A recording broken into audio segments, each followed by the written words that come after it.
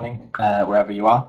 Thank you for rejoining us at this webinar organised by Prosvещение and Express Publishing. For those of you who didn't see the first seminar, my name is Daniel Morris. I'm an Express Publishing academic consultant, and today in our second webinar I'm going to be talking to you about primary learning. I hope that many of you joining us today, if you are primary teachers, I hope this presentation will be useful for you. When designing this webinar and when thinking about how to present some new materials to you, I was thinking that often, we have a lot of different presentations on primary learning. So why not make it a bit more interactive and a bit more engaging for you, the teachers? So today's webinar, this second webinar, will be more like a quiz, kind of interactive quiz. I've prepared different questions on primary learning. So if you wish, you can participate from wherever you are, answer the questions together, and we'll go through the answers together.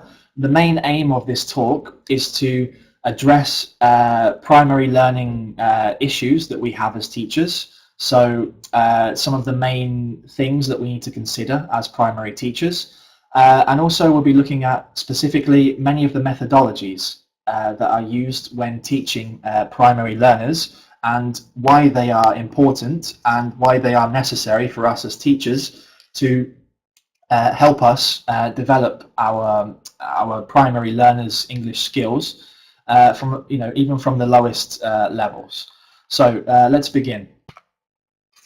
So quite often in our primary classes we have a beginning the lesson section. Normally we can find this in our teachers' books. We always have maybe some suggestions on how to begin the primary lesson. Now normally in most primary lessons, beginning the lesson would involve perhaps checking the homework. Now, having checked the homework, how do we begin the lesson? We have three options here. So first of all, because we need to do something at the beginning of the lesson. Option B, because we need to revise key patterns from the previous lessons.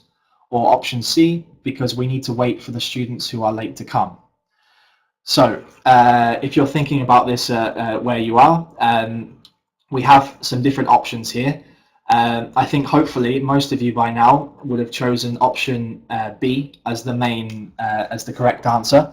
It's always important to revise key patterns with our students at the beginning of the lesson.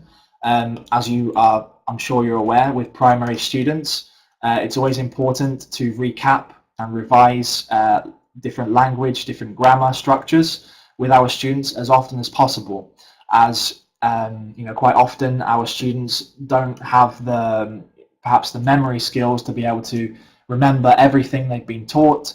They need to be able to practice and revise constantly to keep the language and the different structures fresh in their minds. And by doing this as teachers, we're also able to see how students have progressed, if they've been able to successfully acquire the language we've been teaching in the class, or if they need a little bit more help and support.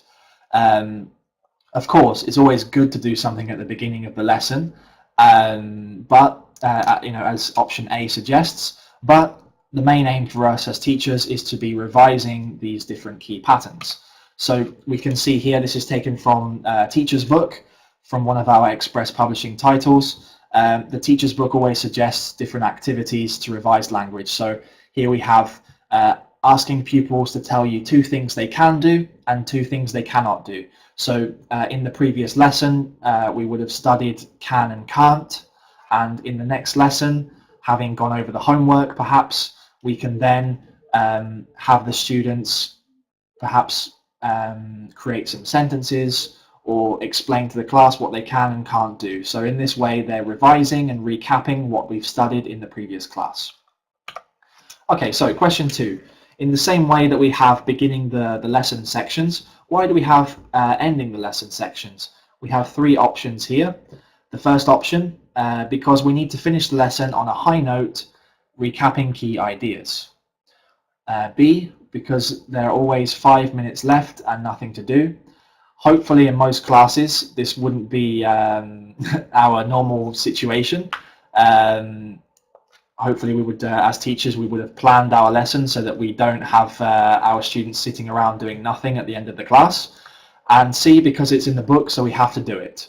So, okay, maybe it is in the book, doesn't necessarily mean we have to do it, but we always need to take into account the different methodologies that are expressed in the teacher's books. So the answer, of course, would be A.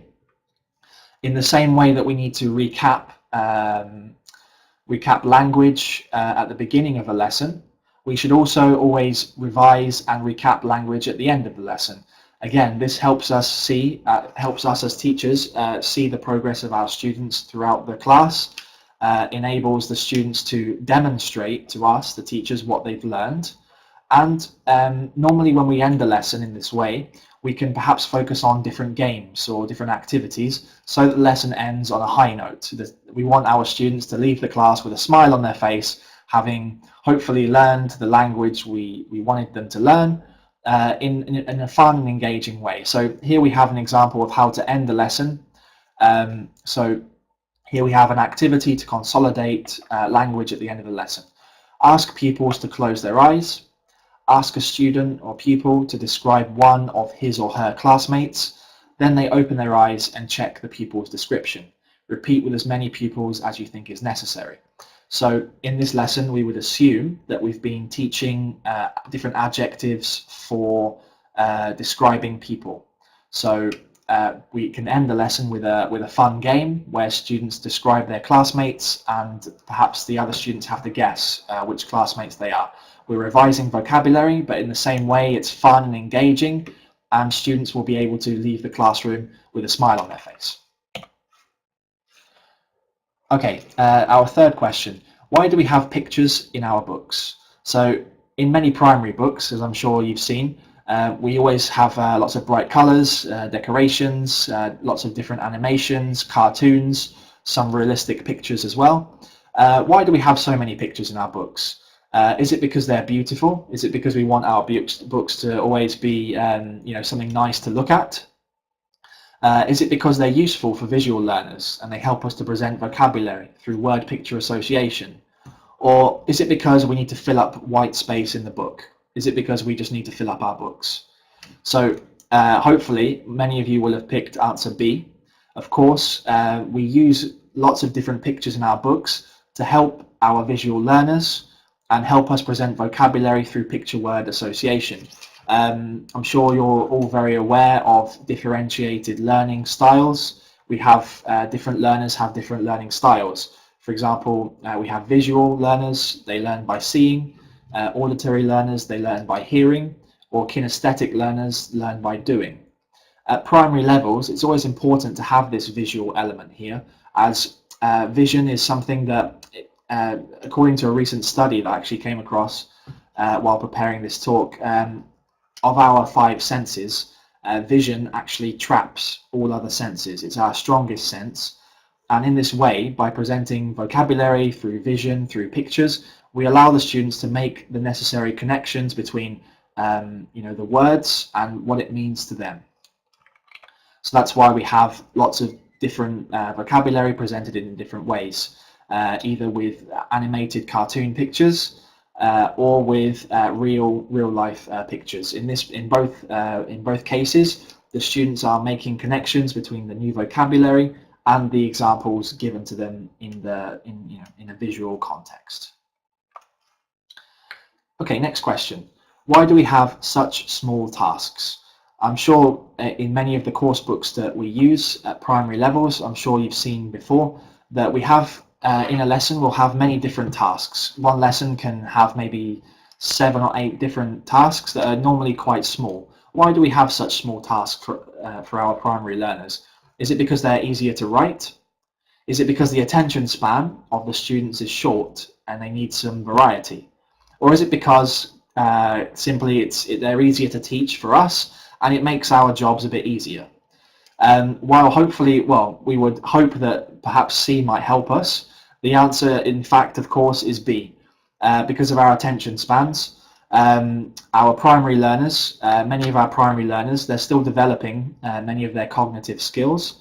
And as I'm sure you're aware, as primary teachers, many of our students often get bored very quickly. It's very important to have different tasks that engage our students in different ways. Our students need variety. They don't want to be spending 10 minutes on one task. If they spend more than 5 or 6 minutes on a task, quite often they'll get bored, and when students get bored, this can quite often lead to non-participation and chaos in the classroom. So we need some different activities that engage and motivate our learners in different ways and keep them interested in the lesson context. So we can see here some different examples. We always have some short exercises, so circling the correct grammar, some reading and writing activities kept very short, very simple. The students are practicing the target language, the target structures, but in a simple, concise way, so that we can practice and then move on to the next activity and keep them engaged, while also helping them to use the language in the the correct and appropriate ways. Next point. Why are the grammar boxes so small in our primary books? Again, as I'm sure you're aware, as I'm sure you've seen, many of the primary books for our younger learners, there's not so much focus on grammar. So why is this? Perhaps because there is not enough room to squeeze everything on the page. So perhaps we have too many pictures on our page and not enough room for grammar. Maybe perhaps because the students are too young to understand the grammar. Or perhaps because we need to present as much grammar as the cognitive awareness of the students will allow for them to be able to understand it effectively. So if we have a look at the options, A, perhaps no. B, this can be true in some cases. Many primary students perhaps don't understand much of the grammar rules. If for example, we explain to our students the present continuous, and we explain that the present continuous is used for actions happening now or for future arrangements, our primary students will not understand this kind of concept. We need to be able to explain the grammar in a way that they will actually be able to understand. So this is why our answer will be more C, because we need to present the grammar in a way that matches the cognitive level of the students. At primary levels, many of our primary learners will still be developing their cognitive skills, and it's in this way that we need to present grammar in a way that will be familiar to them. We won't focus heavily on grammar structures or the meaning of grammar, what it actually means and the grammar rules, but more just how to acquire the language, how to acquire the grammar through careful practice and through activation of the grammar. So as we can see here, we have a small grammar section going over some of the general structures, and then some short, simple exercises to practice using the grammar without explaining it too much. The students will be able to understand here that can is something that they will be able to do, while can't is something that they're unable to do. Using the smiley faces and the frowning faces in the exercise, it's kept at a level where the students can understand how the grammar is being used without going into too much detail. At primary levels, we always want our students to be able to first acquire the language, acquire the grammar, before they can actually understand what it's used for. So our next question, why do we need to have speaking tasks after grammar presentation?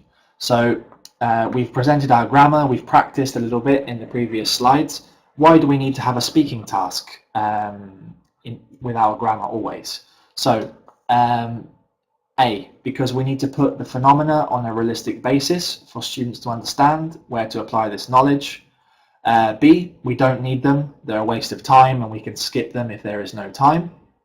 Or C, we may need them but I don't really know how to handle them, so I'm replacing them with gap fill exercises on the board. Now, many of us have probably used answer C before, use gap fill activities on the board. They can be an effective way to practice grammar, but do they actually allow our students to use the grammar? Whenever we teach English, whenever we teach vocabulary, whenever we teach grammar or skills, our overall objective always as teachers is for our students to be able to use the English effectively. So that's why the answer would be A. We need to put the grammar phenomena on a realistic basis. We need the students to understand, first of all, why the grammar is there, why it's being used, and also understand where to apply the grammar rules effectively, and also to be able to actually use the grammar in a realistic context. So at primary levels, we can normally achieve this by introducing a communicative activity or some kind of game to activate the grammar. Here we can see an ask and answer activity. Can Lily climb? No, she can't. So we have two students interacting using the target grammar, and in this way they're speaking and practicing the grammar in a real-life context through communicative activities.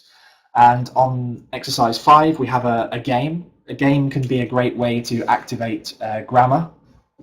As we can see here, we've got a find someone who can activity. So students can, in the class, they can ask each other, can you sing, can you draw, can you play the guitar?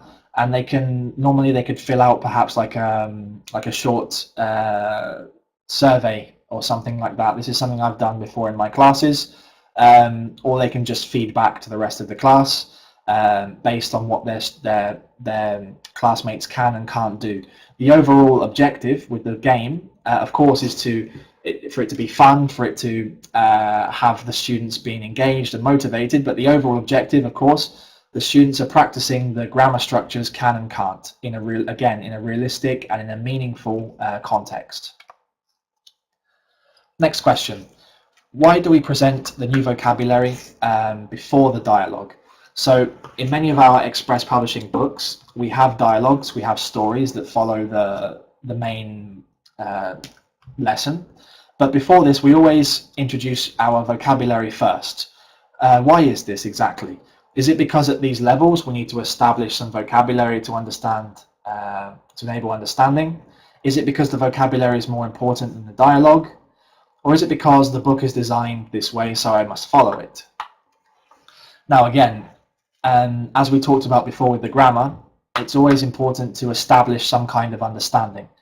That's why the answer would be A. Because these levels, we need to introduce vocabulary to our students before we focus on a dialogue, as much of the vocabulary is often repeated throughout the dialogue. So by giving the students the vocabulary first, we give them this understanding, this familiarity with the vocabulary that they are then exposed to in a more realistic context through the dialogue. We can see here this is a lesson taken from Smiles. At the very top of the page, we can see our target vocabulary is introduced first.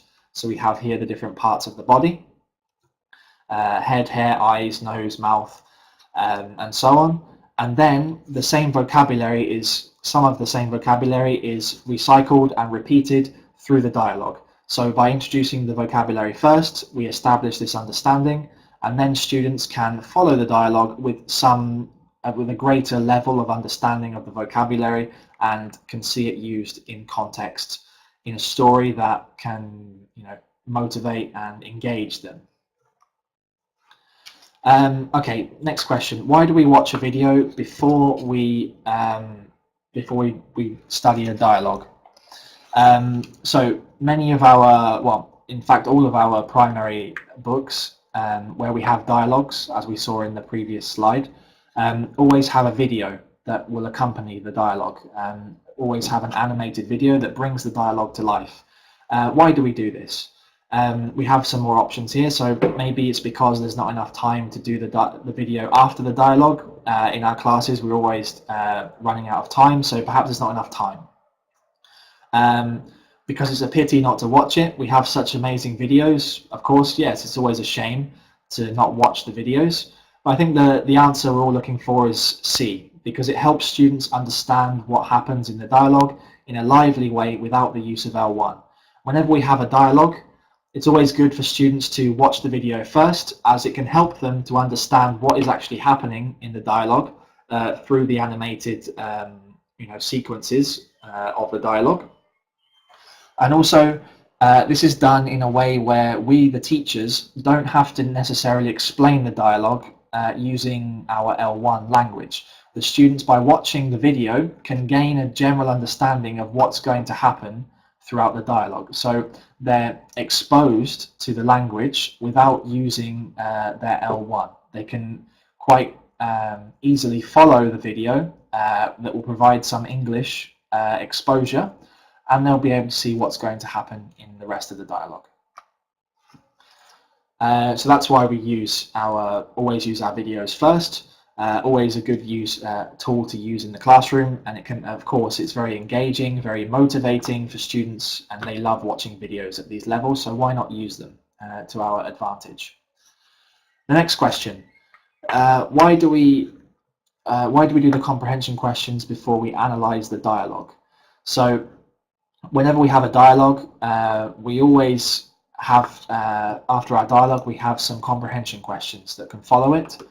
Why do we do this? Why do we not analyze the dialogue first? Why don't we look at the key vocabulary and break everything down, then do the comprehension questions? So let's have a look at some of the options.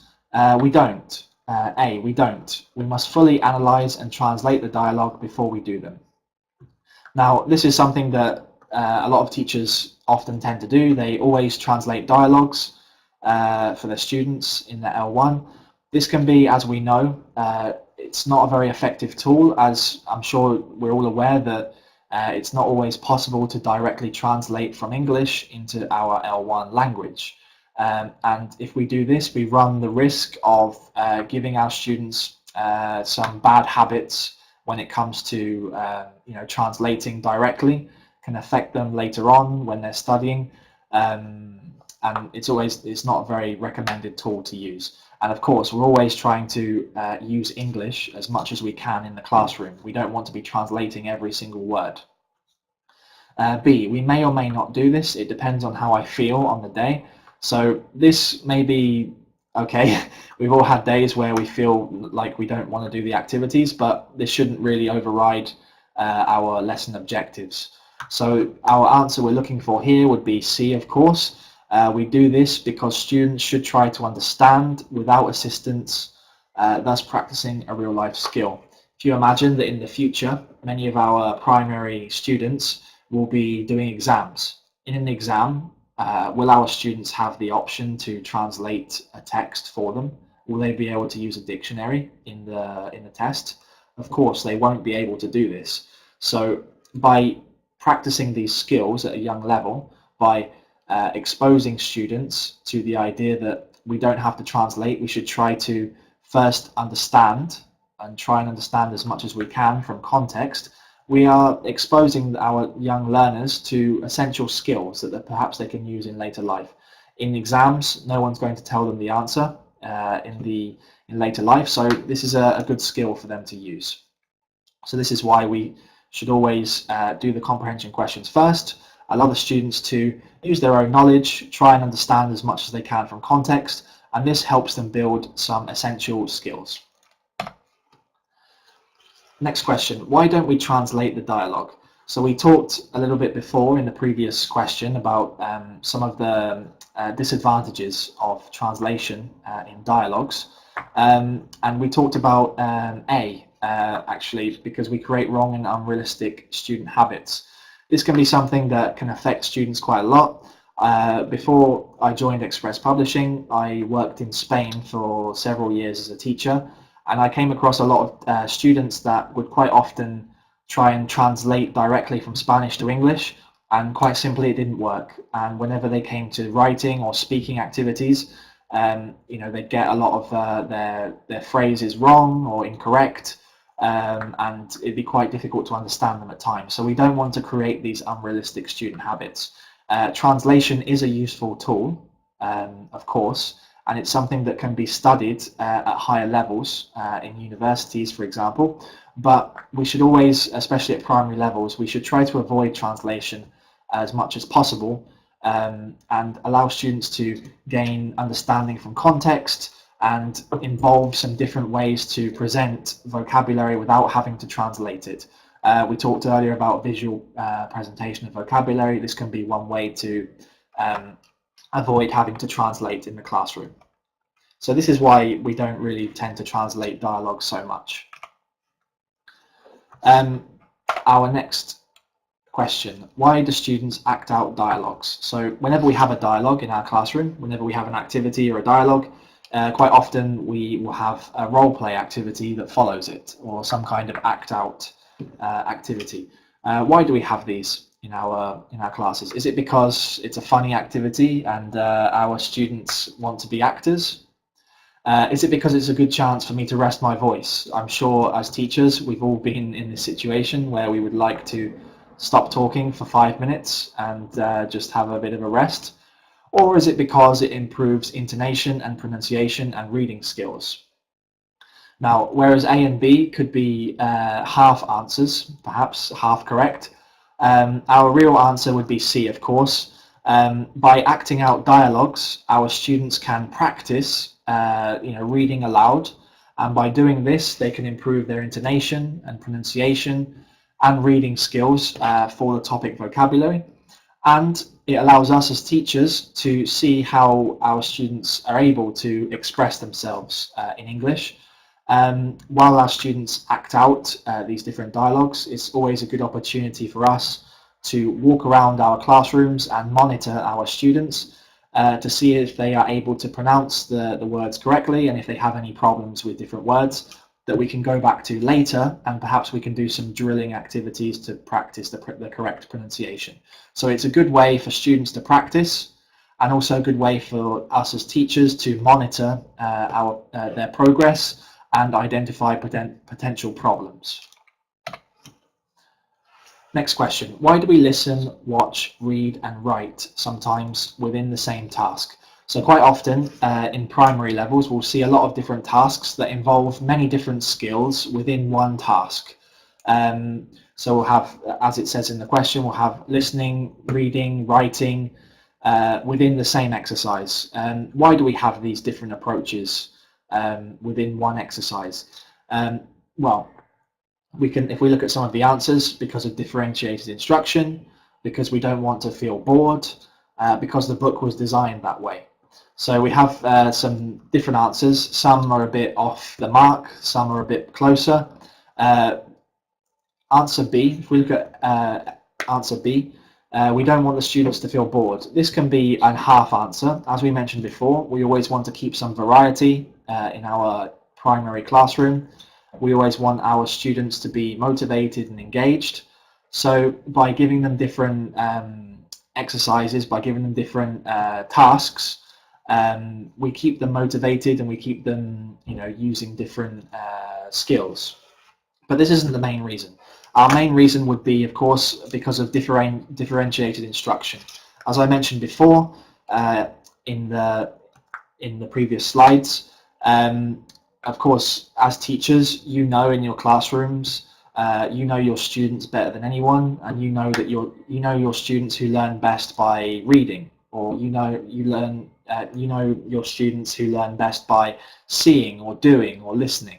So it's important to implement differentiated instruction in primary level classes, as our primary students will have different motivations, they'll have different preferred ways of learning. So it's important to incorporate all of these different methods within the same exercise so that students practice and reproduce language in many different ways.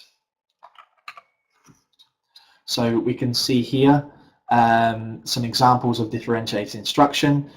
Here we're talking about my family. So here we have a reading, a listening and checking activity. So we have visual representation, we have the audio element here as well. So students are practicing different skills In the same way, it gives them a solid foundation, English base for them to practice these skills, and keeps them engaged and motivated in the tasks that follow.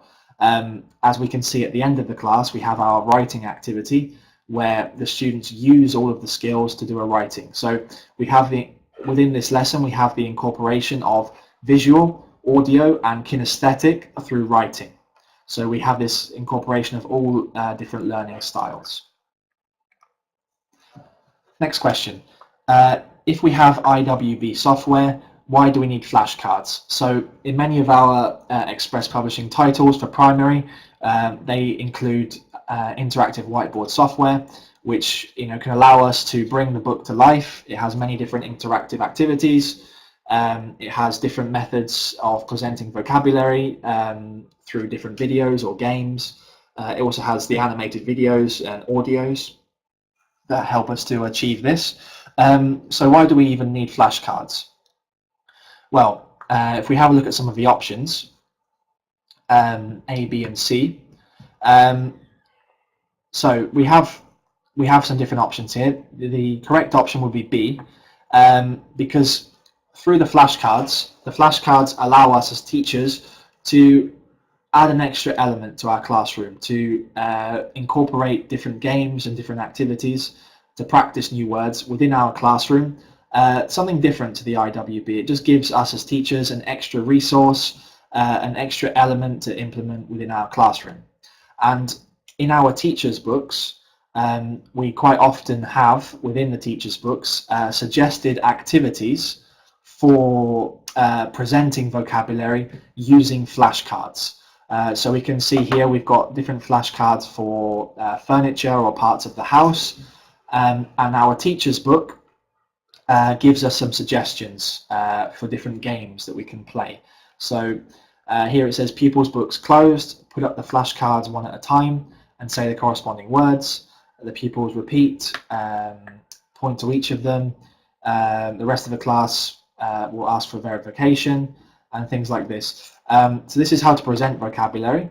And at the bottom, we have an extension activity. We have something that can turn the flashcards into a game, something more interactive, something more engaging. Here it says, show a flashcard really quickly to the pupils, and the pupils try to guess which item it is. So it has a suggested activity to practice the vocabulary using the flashcards. So the teacher's book gives us teachers different ways, different methods to actually use these flashcards in different ways. Next question, why do I need models? So models are quite often important when we come to speaking or writing. At primary levels, if we, as teachers, we know that if we expect any kind of output from our students, we always need to give them some sufficient input first. We always need our students to know what is expected of them, and we also need them to have at their disposal some examples from which they can build their own speaking or writing tasks. So if we look at some of the answers, A, because I don't know what to ask my students to write or say.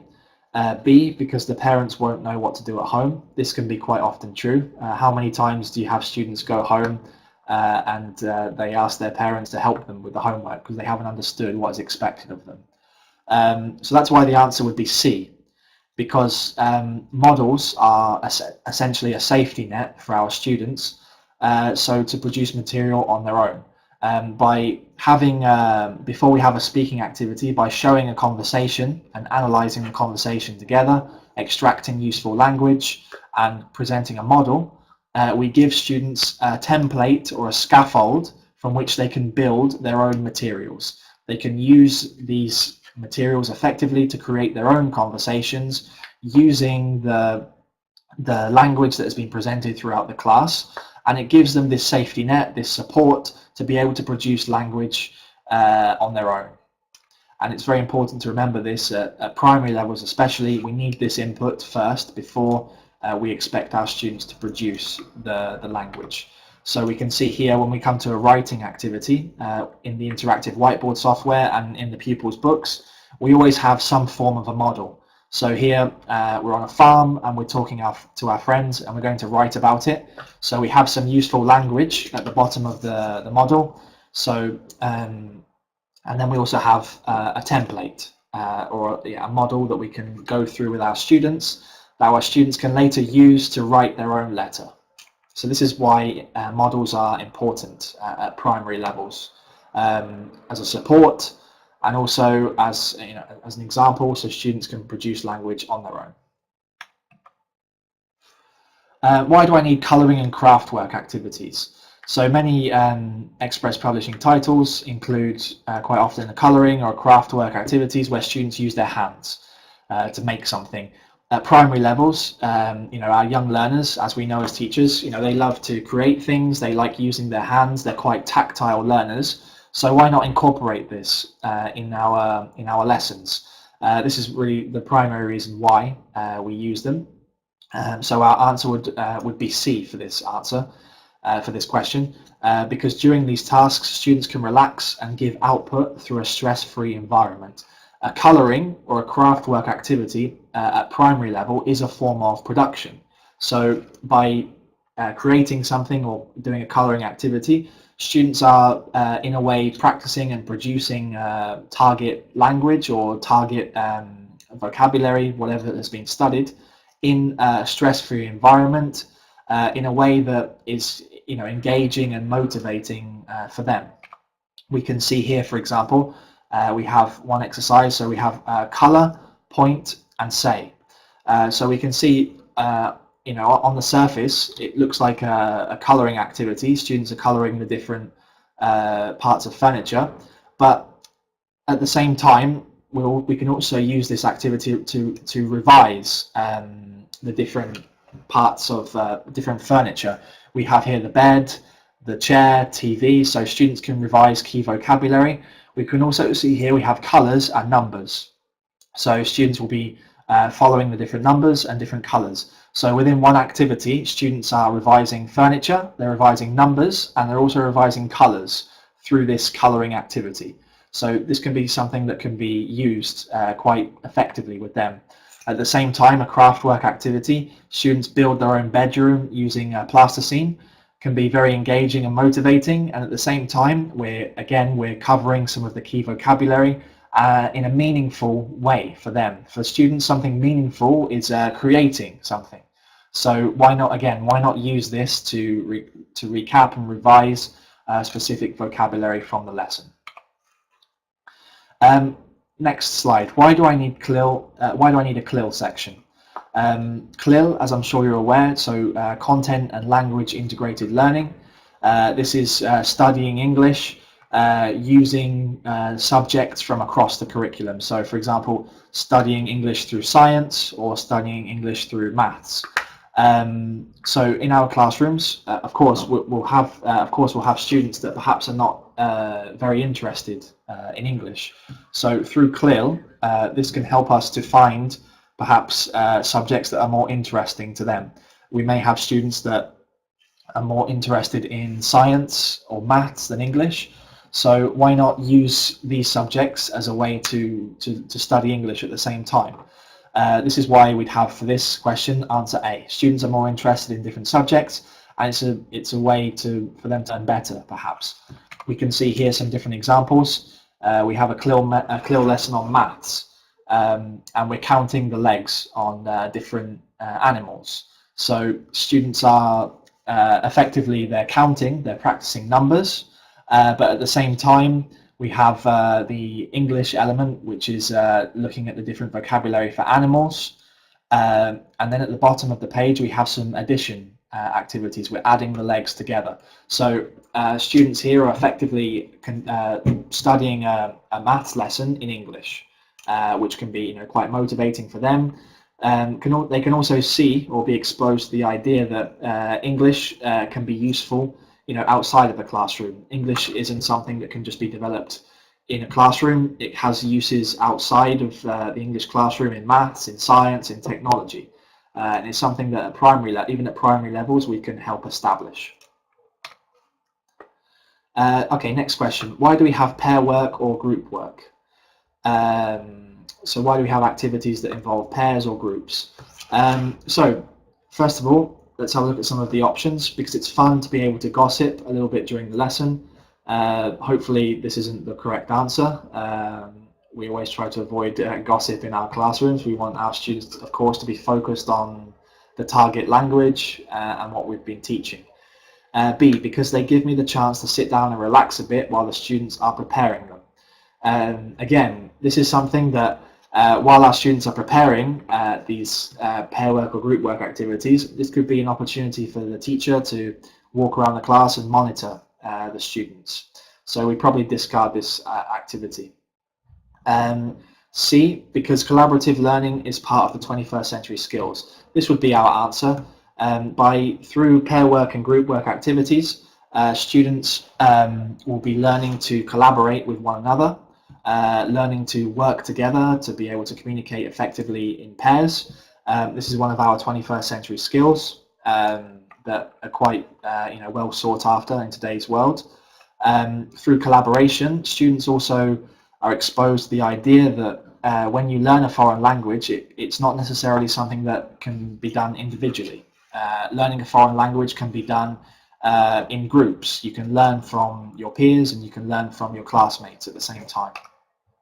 So here we have different communicative activities, talking with a friend or a game to help them. These can be valuable activities that can encourage collaboration and communication in the classroom. Next question, why do we have our world sections? So we talked before about CLIL and the advantages of having students study English through different subjects. Our world sections aim to expose students to different cultures, different ideas, different ways of thinking from around the world. It also allows students to learn about different cultures and learn about different ways of life outside of their own reality. So this is why the answer for this would be A. So cross-cultural information is important for 21st century learners. It enables the learners to make links between cultures in other countries and their own countries. And in this way, they can help establish, foster some key skills for 21st century learning. Here we can see some examples of cross-curricular activities. Our world, so we're looking here at different athletes from around the world. We've got Michael Phelps, Fernando Torres, and Natalia Osipova from Russia. From Russia. So students will be able to learn about athletes from different countries and perhaps connect these athletes with athletes from Russia. And at the same time, recycle and practice and produce vocabulary that has been studied throughout the lessons. So our world sections help our students in this way to form these cross-cultural links and broaden their minds and keep them open-minded and establish this understanding. As English is used across the world in many different countries, so why not see how different people use English in different countries? Why do we have stickers in our books? Many of our activity books include sticker activities. As we talked about before, many of our primary learners are quite tactile learners. They enjoy touching things and creating things. So our answer for this one would be A. They're very good for kinesthetic learners. Students who like to learn by doing can use the stickers to help them revise perhaps key vocabulary in a relaxing, engaging way. We can see here, here we have a family tree. Students will have been studying vocabulary for families, and they use the stickers to revise the key vocabulary like grandmother, mum, dad, and everything like that at the same time. So it's a kind of like a connection between kinesthetic learning and revision of key vocabulary that has been studied throughout the lesson. Okay, so I think this is our final question. Why do we have literature in our course books? Many of our course books have a literature section where students can read about stories from around the world. So why do we bother to include these in our books? Perhaps because students don't have books at home. I think most students will have books at home, so this isn't really the main reason why. Because through reading for pleasure we teach students values, or because it is part of our curriculum. Now, literature could be a part of our curriculum, and it could be something that we wish to focus on. But I think our overall answer would be more related to B, because reading for pleasure is a way that we can teach students values. By introducing students to different stories, here we have one from a story from England, students first of all can read for pleasure. They can follow a new story, something that perhaps they haven't heard before. And within each story we have some kind of value. Here in this story we have the idea that being generous will reward you in the long term. So students are reading for pleasure, we have this idea of values, and at the same time we can always use the literature to focus on reading comprehension skills at the same time. So this is why literature is often an essential part of any lesson, even at primary levels, and can be used in many different ways for our primary learners. So that was just some of the brief methodologies that we use in many of our primary materials. I hope you found some of the methodologies and some of the examples useful. We always aim to provide teachers with hopefully some ideas for you to take away to your own classes. And on behalf of Express Publishing, I'd like to thank you very much again for joining me here today for these webinars. I really do hope you found them useful, and I hope to see you again at future seminars. If you have any questions or if you have any comments, please let us know, and if you want to have any further information on how to purchase any of our course books or in general, please visit us at www.expresspublishing.co.uk. You can also follow us on social media via Facebook, Twitter, Instagram or YouTube. There you can find a range of different materials, teaching resources, and academic talks, and also interviews with other teachers to help expand and explore new methodologies and new ideas that can help you in your ELT classrooms. So thank you very much once again, and I'll say bye for now.